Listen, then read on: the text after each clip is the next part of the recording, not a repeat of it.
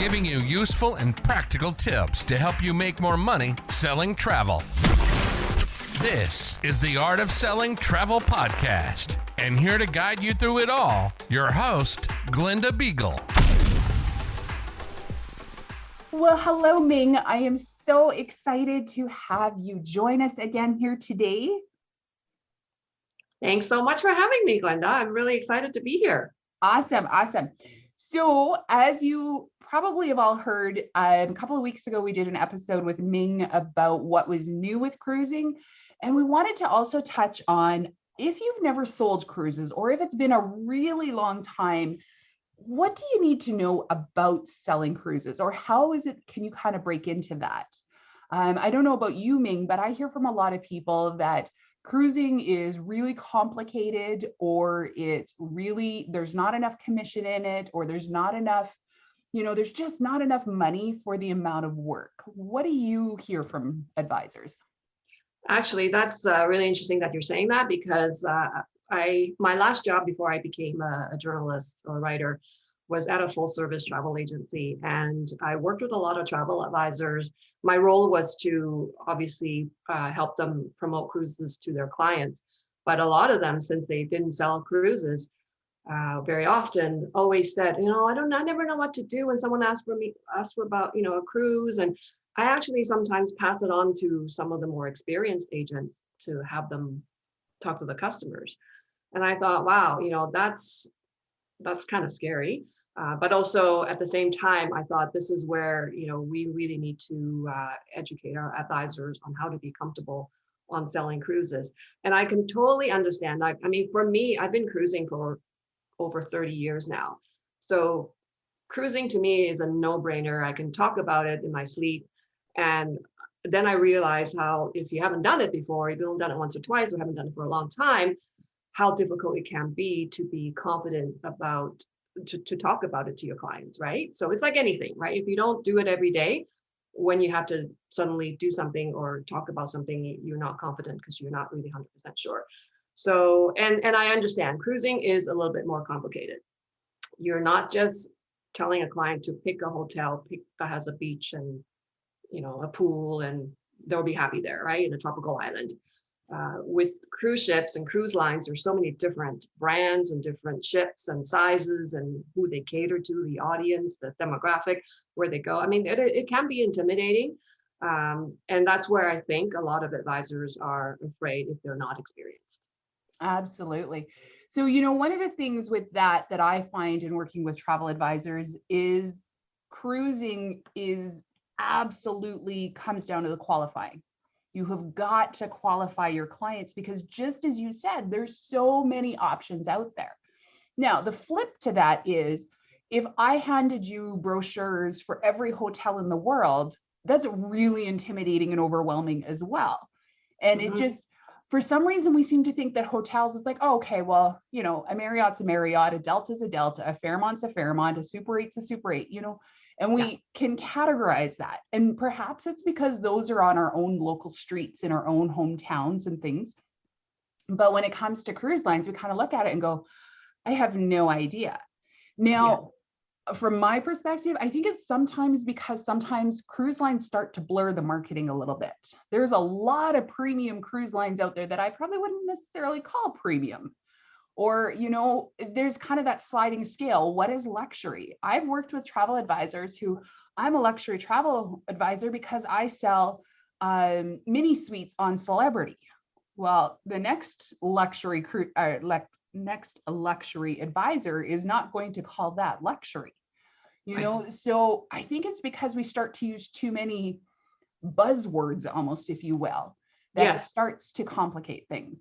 Yeah, I agree with you. The word luxury is so overused. I've heard it be addressed as, luxury. Anything that has a pool and a casino and has different things to do on a ship is called luxury. And oftentimes, I don't want to point any fingers, but sometimes people who just think of the word luxury, again, it's also subjective, right? What's luxurious to one person could be totally different from another. So I find that then people overuse that word a lot. If even they think there's a tiny little bit of elevated experience, they call it luxury. But which and when it isn't really. And also too, people, I think, like you said, when they know the brand of hotels and resorts because they're in your own town, or you've traveled, stayed there. They also pick by price point too, right? Like a lot of people, I want to go to the Caribbean, but I don't want to spend more than $1,000. So then, you got those things to choose from, right? But price point on the ship, yes, it gets you something, but there's also added value and different things like that, there's such a crossover in terms of you can pay a lot for a cruise, but you get a lot out of it, or you can pay a little for a cruise and you get, your basic. But it's very hard if someone hasn't cruised before and all they know is resorts, because they're very different in terms of what the experience that you get on board. And I want to go back to your note about the advisors who don't think there's enough money or not as much money in cruising. I forgot about that. Sorry. Definitely, I find that cruising can be very, very profitable for a travel advisor to be selling, because the commission rates are higher, and they are usually starting at 10% at the lowest. And if you belong to a consortium, or if your agency sells a lot, you can start to negotiate or get entitled to higher commission levels, as much as 15-16%. Now, I don't believe land resorts or vacations pay that much. I'm not an expert in that field, so I would probably say they're generally between 7 and maybe 10 and 12. And with cruising, there's a lot of different ways to earn extra bonus commissions. And if you do groups, there's a lot of ways to earn more income from there. And there's a lot of incentives out there. For example, I'll talk about Virgin because I was just on board for the wave season, which was this winter starting in January. They were offering 22% commission. That's great.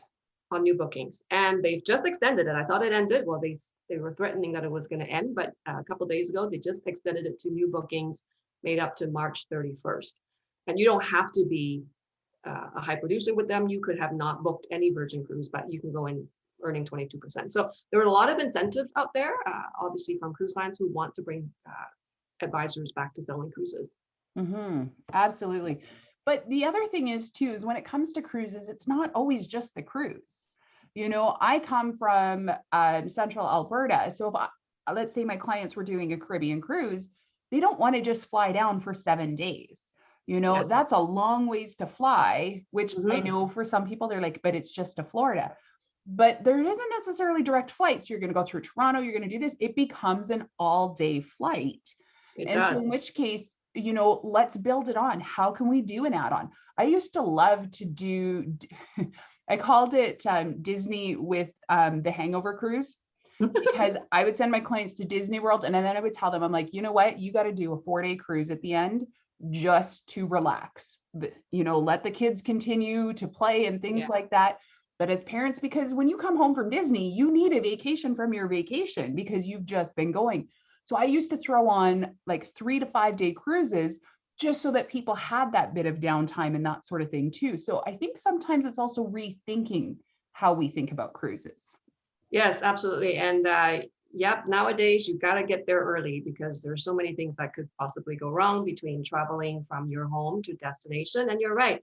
Anybody from the West Coast or even the prairie states or provinces have to fly a day before, or you got to do the red eye, which is dreadful. And then you're arriving the day of your cruise and you may or may not make your ship if your flight's late or canceled or whatever. So absolutely always I tell everyone to arrive at least a day or two early. And yes, even if it's Florida, go in a couple of days early. If you're sailing out of Fort Lauderdale or Miami, there's beautiful beaches and shopping and sightseeing available that you can do. It helps you with your jet lag, especially if you're coming from the West. It helps you adjust to the time zone and it gets you there. You start your vacation a little sooner and then you're ready to go on the ship without, being all freaked out if your flight didn't land on time or if you're gonna miss it, right?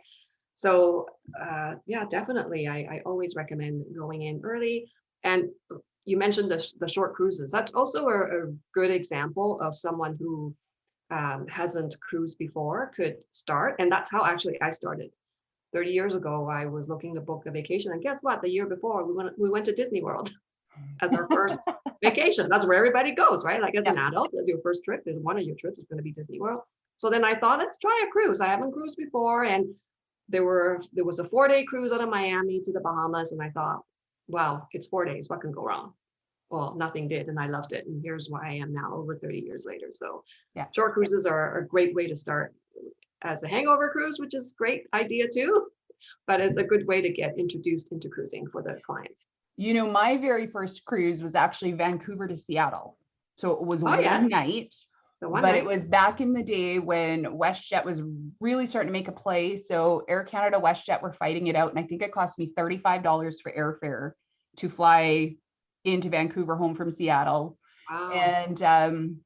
And the cruise was one that, because I was a part of, what did they call it? Commodore Club with Princess. So I got to do that. And I tell you, that was a game changer for me to actually be able to go through, see the process, see what it's like to go through, because it was in that moment that I was like, oh, boarding a ship is a lot like going through the airport in so many ways. Mm-hmm. Like it had that very similar feel, that very similar process to it. There was lineups just like what there is at an airport. There was the metal detectors because we were going to the States, we had to clear customs. So from that moment, I was like, okay, no, this makes sense. And then I also got to get on a ship and actually have a look around. And I remember on that very first night, and then we went to the entertainment. I said to my husband, I said, I think we're cruisers. And he's like, I'll follow you anywhere. And I think now we're on like 9 or 10 cruises. I can't remember. But it really was a great way to test out the waters, if you will. And I can't recommend that enough for people. You know, if you aren't sure about doing something longer, find one of those 1 or 2 night ones and do it for yourself.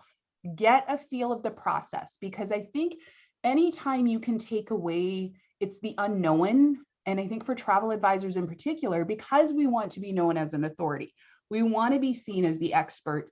Anytime we're put into something that's beyond our own comfort zone, we're like, oh my goodness, I don't know what to do with this. Mm-hmm. And so that 1 night, 2 night, 3 night, 4 night, whatever it is, gives you really good opportunities. Now, go ahead. Yeah, exactly.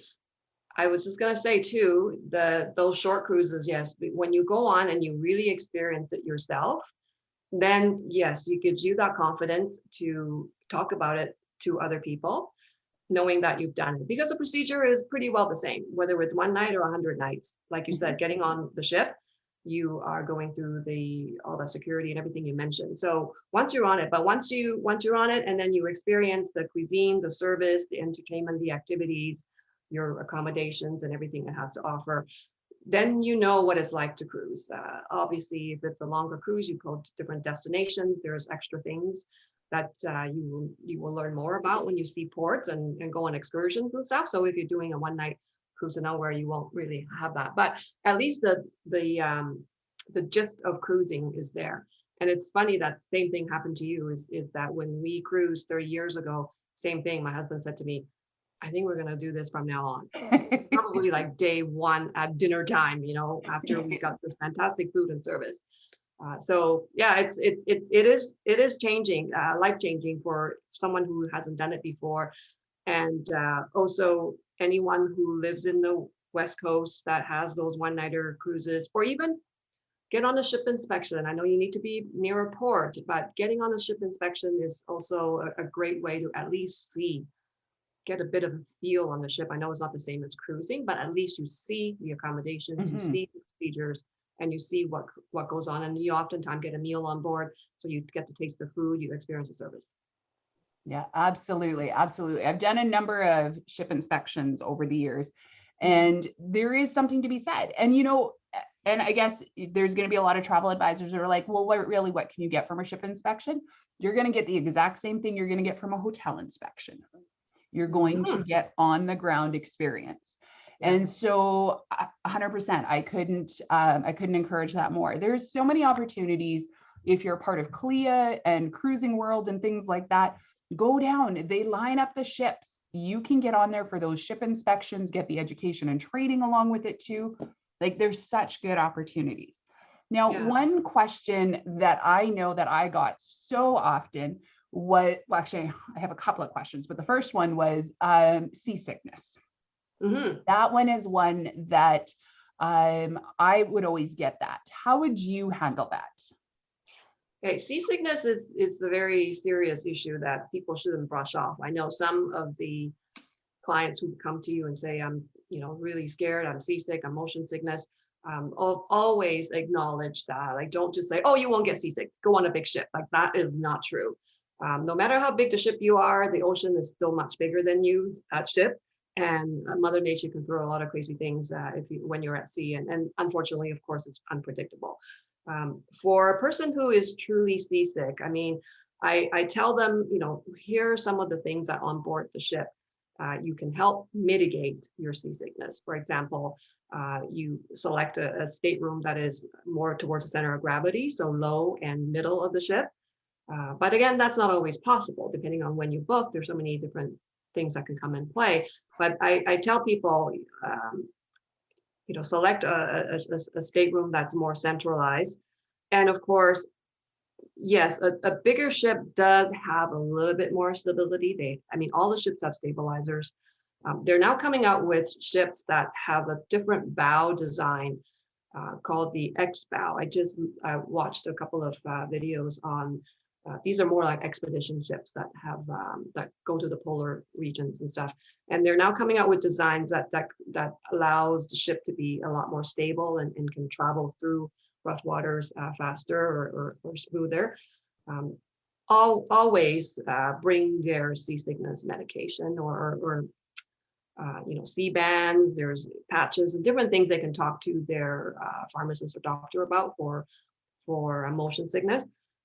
The other option is, how about a river cruise?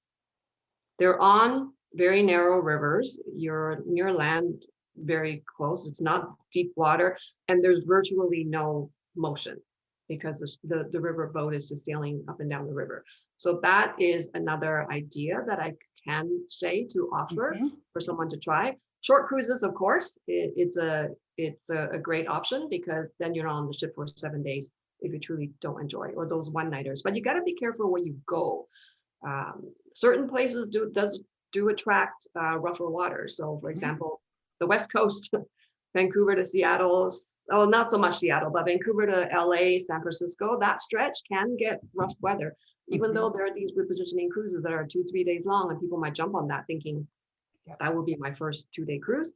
You can get rough waters during the time because there's storms off the coast and around the island. So so you have to be careful, and that's when you need to talk to a travel advisor who's experienced, who knows the areas and who knows the right type of cruise to recommend. And with that too, talk with your business development managers from the different cruise lines, because there is one thing a business development manager of a cruise line has done, it's cruise. They have been on multiple, because then they've probably attended conferences for other consortia and hosts and other such on a multitude of cruise ships.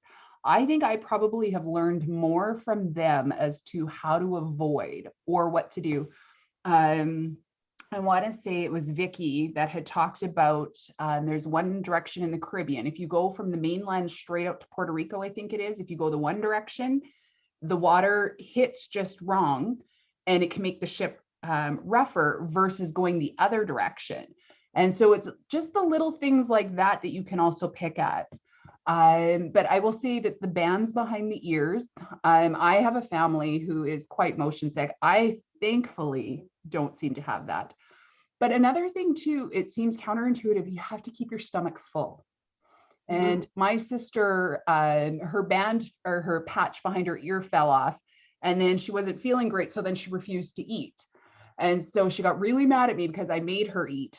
And she's like, it's just going to come back. I'm like, but you've got to soak it up. Like, you've got to, somebody explained it that it can slosh your stomach back and forth, and then it gets the motion going inside of you as well. It all depends on what's triggering your motion. But that's one. But yes, river cruise, 100%. I have heard amazing things about river cruise for those that are otherwise faced with it.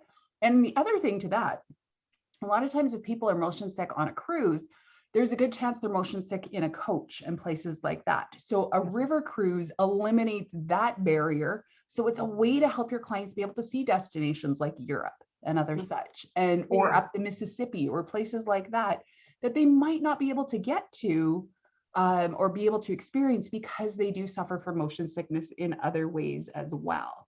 Yeah, and I was going to say too that people who are truly, I mean, motion sickness is an inner ear imbalance that some people truly suffer from, and some suffer a lot more than others. And using some of the, medicated ways to mitigate it, like the patch, or some people take Dramamine or whatever orally ingested medication, can relieve some of the motion sickness, but it's all depending on the person. It's you never know. Sometimes they will feel it, or sometimes they won't. It really depends. And then the other thing I use, which is non-medicated, is the C bands, which are the little wristbands they work on acupressure. So then those don't give you any side effects. Whereas I heard the patches and some of the oral medication you take may cause drowsiness, dry mouth, whatever. And then you don't really get to enjoy that experience. And to address your some of the things to not do when you're motion sickness, yes, it's not to not. You should be eating, and the last thing you should be doing is going back to your room and laying in your bed, which again, it's counterintuitive. Like you said, people want to go back and lay down so they can feel better, but really you should be up on deck, be up on the, be able to look out on the horizon, just be up, get the fresh air. And because the difference is your eye and your brain are not, they're not seeing the same messages, and that's what's causing the motion sickness, right? Your brain is feeling the movement, but your eyes are not, because you're sitting in a room or you're somewhere inside the ship, and your eyes are not seeing that things are moving, but your brain is sensing that things are moving, and that's when you get the cross wires, and then that's when you start to feel sick. So there, those are things that we have to recognize that they exist, and the best of our ability is to help the client address those situations. And then yes, if they're truly motion sickness, unfortunately, sometimes it does mean that they can't be cruising. But at the same time, they also don't necessarily know that unless they try. And the beauty is the ships are prepared for this. They have all sorts of things, and they have ideas, and they have, kind of the old wives' tale remedies as well. My parents went on an Alaska cruise. It was actually, I think, the last night or the second last night, my dad started to feel not well. And so it was actually on their ship. It was the, oh goodness, the waiter at the restaurant, at the dining room, had noticed he wasn't looking well. And he's like, I think I've got my motion sickness is kicking in. He goes, then you need a green apple. And my dad said, I heard about that. Yes. Yeah. And so the waiter brought him a green apple and said, you must eat this. Well, then they happened to notice that there was places, of course, this is pre-COVID, where they would have giant baskets of green apples everywhere, and they were just disappearing, and people were eating them. But, it's those little things that this isn't a part of your everyday world that we don't know, but on a cruise ship, this is 100% their world. So they know these little tricks and tips and things like that, because their goal is to have everybody well looked after. Of course. And then, you have also a great resource on the ship is if you're truly sick and nothing's working for you, the ship's got a medical center with doctor and nurses, and they can prescribe you something a little stronger. I was on a cruise through work with a colleague that suffered terribly seasickness. The doctor gave her a shot. It knocked her out for 24 hours, unfortunately, but we were on a 7-day cruise, so she wasn't going to be sick 7 days. So gave her a shot, knocked her out for 24 hours. She woke up, she was fine the rest of the cruise. So, when you're dire and nothing else works, the doctor can help you out. Yeah, absolutely. Now, just speaking of doctors and other such, one thing that those that are new to selling cruises may not be aware of is the ages of children that are allowed on there, but also too for pregnant women. The amount of weeks pregnant varies by cruise line, and it's a lot earlier than what a lot of travel advisors realize. And so that's something, if you do have somebody who's expecting, who wants to go on board, you really need to double check all of the rules for each cruise line. And then once the baby does come, because I've worked with clients, they're like, baby will be 2 months, he'll be fine. Not all cruise lines are going to let them on that early. So you need to know what that is on the other end as well.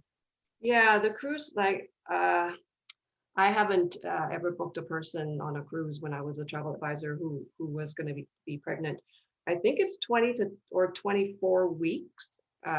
So yes, it is much further, sorry, or much sooner than if you were allowed to not before you're not allowed to fly and things like that. So yes, you have to check. Every cruise line has a policy, and they're pretty well about the same. So between 20 to 24 weeks, and then children usually 6 months. Uh, and sometimes even a year if it's a long cruise, for example, a transatlantic sailing or a cruise that's over 20 days, because babies at that age, anything can happen. So they don't want to risk having a baby on board. And if something should happen, they won't be able to immediately get them to land. Of course, the ship medical facilities are fantastic, but they're not a full-on hospital, though. They're not the same size. So they can't do every single thing that could happen under the sun. So they'll do whatever they can, but then if someone is severely ill or there's a situation, they usually offload the guest to the shoreside hospital. So yes, there are those things that you have to watch out for when you're selling cruises to families. And also not even just age. Sometimes it could be for holiday sailings, they could even cap the capacity of number of kids on board, because children have to, I mean, if obviously they need to make sure there's enough life jacket, all of that saving equipment should anything happen. But also they can't overwhelm their children counselors, right? The youth counselors in the children's program. So holiday season, they may even cap the number of kids on board, regardless of whether they're old enough to sail. And actually, speaking of that, Disney in particular will cap specific age groups, because they are so dedicated to how well they look after their kids. That's right. They only have so many spots for so many, let's say 3 to 5 year olds and 6 to 8 year olds and things like that. So while they may still be accepting children, they may not be accepting the children of certain ages because that spot's already filled. That's a great one. Now, another one that I've seen pop up with kids is you still have to pay gratuities for kids, and a lot of, especially those ones under 2, and a lot of times you still have to pay for that occupancy, which I know has caught a lot of my clients off guard. And talking with travel advisors, they're like, I don't get it. And I said, I'm sorry, that cabin steward totally deserves to be tipped out for looking after, like for cleaning up after a 7 or 8 month old baby, because that garbage is gonna stink. Yeah, and some people say, my kids aren't eating anything. Why are they paying for food and all those things? And it is sometimes a stickler in the mud there. But a lot of cruise lines also too, they're starting to do kids sail free, or children under 12 sail free. They just pay the taxes. So there are ways, obviously, some cruise lines who are trying to attract a family clientele to make certain promotions available for families. But yeah, typically infants, they have to pay, everybody has to pay the taxes, but sometimes an infant may not pay the cruise fare just because it's like on an airplane, right? Like you don't have a seat, so you don't pay for the seat, but sometimes they still do. They do still on some of them, but not all. So it's not a blanket across the board. And I think clients think that so long as they don't have to pay for the air ticket, they don't have to pay for the cruise ticket. So that's right. So yeah, but no, that's fabulous. Any last tips that you would give to somebody who's debating dipping their toes in the water of selling a cruise? Well, definitely you had mentioned the business development managers of all the cruise lines. They are hopefully all in your local area. And if you don't know who they are, you can go to the cruise line's website and find out, or call the cruise line and ask.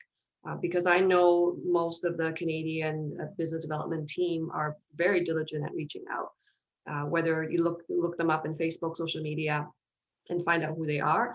And like you said, they have a wealth of information. They've cruised tons. They've been with a company a long time, and they know their brands.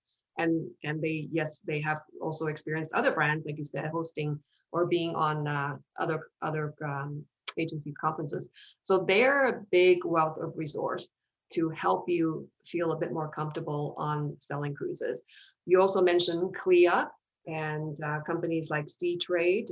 They are a great resource as well to learn about selling cruises and to experience.